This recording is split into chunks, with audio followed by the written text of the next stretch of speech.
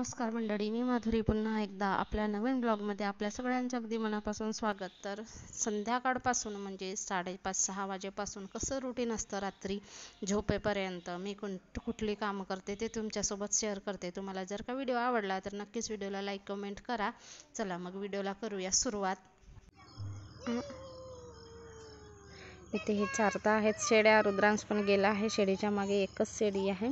आणि बघा पाऊस नसल्यामुळे सगळे शेतीचे कामं खोळंबली आहेत. आमच्याकडे पाऊसच नाही, सगळीकडे पडतो. शहरामध्ये पडण्यापेक्षा गावखेड्यात पडलं ना तर अतिउत्तम.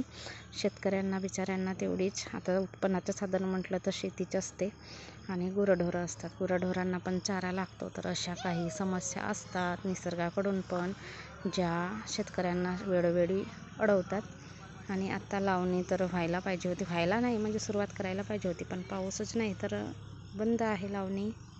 आणि खूप दिवसानंतर इथं परत एक फुल लागला आणि इथे तुम्हाला दाखवते. इथं आहे चिमणीच्या घरटा.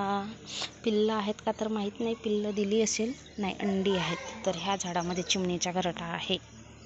ही वेल आहे, ही कशाची आहे तुम्ही कमेंट करून सांगा बरं. बरेच लोक म्हणतात की कृष्णकमळ आहे, पण कृष्णकमळ नाही म्हणत आमच्याकडे, 5 पांडवच म्हणतात. मी मोबाईलवर बघितलं FB वर, तर याला कृष्णकमळ म्हणून लोकांनी कमेंट केली आहे, पण हे कृष्णकमळ नाही आमच्याकडे. आमच्याकडे 5 पांडव म्हणतात. मस्त अशी गुलाबाची फुलं बघा तुम्ही इथे बघू शकता. छान अशी गुलाबाची फुलं लागलेली आहेत. भरपूर गुलाबाची फुलं लागलेली आहेत. 4-5 दिवस झाले दोरीवरच्या उड्या स्टार्ट केल्या आहेत. आणि दोरीवरच्या उड्या वजन कमी करण्यासाठी उत्तम पर्यायी मार्ग आहे. माझा वजन वाढतो पण कमी होत नाही, अशी माझी हेल्थ आहे. प्रत्येकाची वेगवेगळी हेल्थ असू शकते आणि असते. दोरीवरच्या उड्या मारून झाल्या त्याच्यानंतर आम्ही बॅडमिंटन खेळायला सुरुवात केली. तर बॅडमिंटन तर आम्ही डेलीच खेळतो, एखादा दिवस स्किप होतो जर आमचे पार्टनर नसतील, त्यांना वेळ वगैरे नसेल तेव्हा. आणि आता 5-6 दिवस झाले तर अजिबात आम्ही स्किप केलं नाही, कंटिन्यू खेळतो. आणि बॅडमिंटन म्हणजे आपलं वजन कमी करण्याचं किंवा आपलं स्वतःची हेल्थ मेंटेन करण्याचं छान असं व्यायामाचाच खेळ आहे. आणि छान असा आपल्या बॉडीचा संपूर्ण बॉडीचा व्यायाम होतो असं मला तरी वाटते. आणि बॅडमिंटन मला आधीपासूनच आवडतो, फक्त पार्टनर असला पाहिजे आपल्यासोबत खेळायला. आता बॅडमिंटन म्हटलं तर 2 लोकांची आवश्यकता असते खेळायला. आणि इथे खेळतात हे यांच्या सुना वगैरे पण खेळतात, आईच्या, आणि ह्या नातनी ह्या पण खेळतात. तर मग मी खेळते यांच्यासोबत. आणि दोरी स्किपिंग करायची, उड्या मारायची यांचीच आहे. आणि तसं दोरी नसली माझ्याकडे तरीसुद्धा मी उड्या मारायचं म्हणून, दोरी नसताना सुद्धा मी उड्या मारायचा व्यायाम करते. आणि हा तर एकदम मस्त व्यायाम आहे. आपला मैदानी खेळ होतो. लहानपणी आम्ही भरपूर मैदानी खेळ खेळायचो, पण आता हल्लीचे मुलं, छोटी मुलं खेळत नाहीत. आणि आता आमच्याकडे इथे छोटे मुलं पण आहेत, तर मग आमच्याबरोबर ते सुद्धा खेळतात. म्हणून आम्ही संध्याकाळचे 2-3 तास यांच्यासोबत खेळण्यात घालवतो. आणि बघा गरमी इतकी आहे भयानक पाऊस नसल्यामुळे, तर घामाने ओलं चिंब. तर आता रोज संध्याकाळी खेळल्यानंतर संध्याकाळची रोजची आंघोळ असते. खेळून आल्यानंतर बघा कशा घामाने सगळं अंग चिंब झाला. एवढं तर बनतेच थोडंसं आपलं शरीर maintain, health maintain, weight maintain करण्यासाठी. तर मी बॅडमिंटन खेळते कंटिन्यू. आता मी 3-4 दिवस झाले आम्ही खेळतो आणि वेळ मिळेल तसं खेळतो. मला बॅडमिंटन खूप आवडते, प्रचंड जास्त प्रमाणामध्ये. आणि आता दोरीवरच्या उड्या पण मी स्टार्ट केला आहे 3-4 दिवस झाले तर. आणि बघा घामाने सगळं आंघोळ गेल्यासारखं होते. तर मी आता आंघोळ करून घेणार संध्याकाळचं. आणि नंतर आंघोळ केल्यानंतर दिवाबत्ती झाल्यानंतर स्वयंपाकाला सुरुवात. इतका घाम निघाला, भयानक घाम निघाला. तर स्किन पण आपली फ्री होते, स्किनमधले जे छिद्र असतात ते फ्री होतात, आपली स्किन स्वच्छ होते. थोडं तरी घाम निघालाच पाहिजे. घरातल्या कामाने एवढं तर घाम नाही निघत. थोडंसं आपल्या शरीराचा हेल्थसाठी थोडाफार व्यायाम केलं, खेळलं, उड्या वगैरे मारल्या तर छान वाटतं. आपल्याला पण रिलॅक्स वाटतं, रात्री छान अशी झोप येते. आणि आपल्या शरीराचा व्यायाम होतो, आपलं ब्लड असेल सर्क्युलेशन छान होतं, ब्लड प्रेशर वगैरे छान राहतं. तर खेळलं पाहिजे. आणि खास करून मैदानी खेळ तर खेळलेच पाहिजे. मैदानी खेळ खेळल्यानंतर भरपूर असा घाम निघतो आणि घाम निघाल्यानंतर आंघोळ तर केलीच पाहिजे, नाही तर मग शरीराला खाज वगैरे सुटते, जंतू संसर्ग वगैरे होतो आणि बरेच असे फंगल इन्फेक्शन वगैरे होतात. म्हणून स्वतःची काळजी थोडीफार तरी घेतली पाहिजे. म्हणजे थंड पाण्याने वगैरे आपण आंघोळ केलीच पाहिजे. तर आंघोळ झाली, माझे कपडे पण झाले धुवून आणि रात्रभरात कपडे पण सुकून जाणार. नंतर पाण्याचं नळ सोडलं होतं पाण्याचे नळ, तर मग मी पाणी भरून घेतली. पण थोड्या वेळेस नळ आलं होतं, मग काही जेवढे भरायचे तेवढे भरले, बाकी तर तसेच राहिले.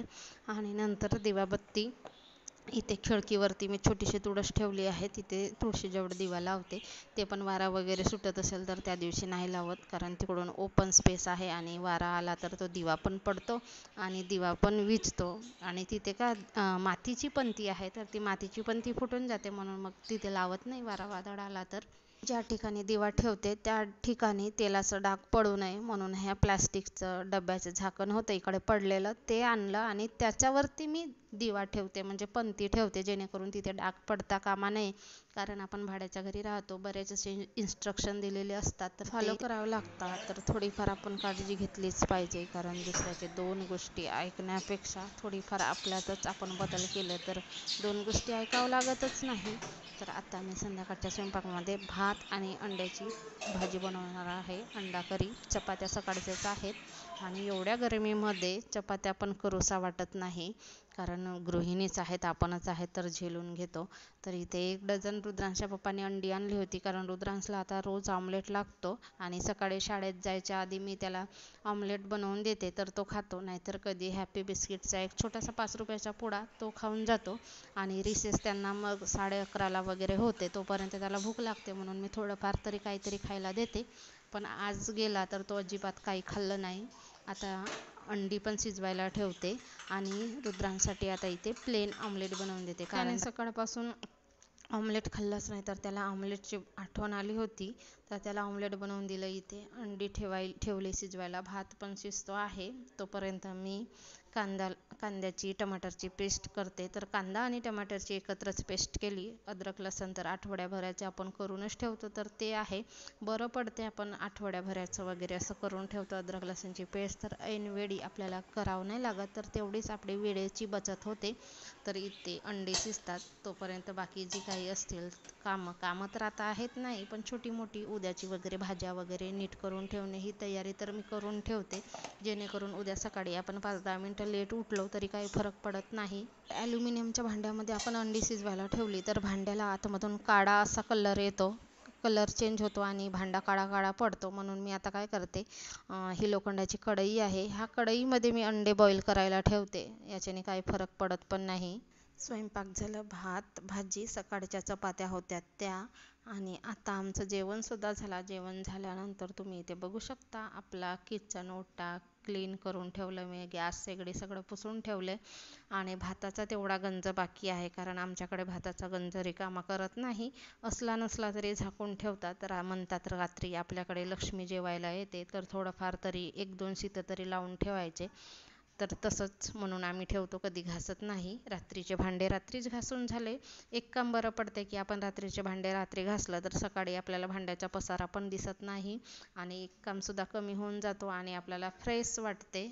अंथरूण पण टाकून झाला. रुद्रांश बसला मोबाईल बघत आणि मोबाईल बघता बघता तो झोपी जाणार. रुद्रांश आता दिवसाला अजिबात झोपत नाही, मग रात्री त्याला लवकर भरवते, मग झोपायचं असेल तर झोपतो. आता थोडा वेळ मोबाईल बघेल, 5-1 मिनटं, आणि तो झोपून जाणार. आणि इकडे बघा, दरवाजाला आम्ही असं दोन्ही साईडला कापड लावतो, कारण साप बिच्छू किडे माकोडे काहीतरी घरामध्ये येतात, तर अशा दाराला आम्ही टाईट असा कपडा लावतो. तर असं होतं संध्याकाळपासून तर रात्री झोपेपर्यंतचं आमचं रुटीन. आणि झोपायला तर आम्हाला डेली 12:30 वाजतात आणि उशिराच झोपतो. तरी पण मी 5:30ला सकाळी उठते, अजिबात इकडे तिकडे 5-10 मिनिट होत नाही. कितीही गाढ झोपेत असले तरी मला 5:30ला जाग येते.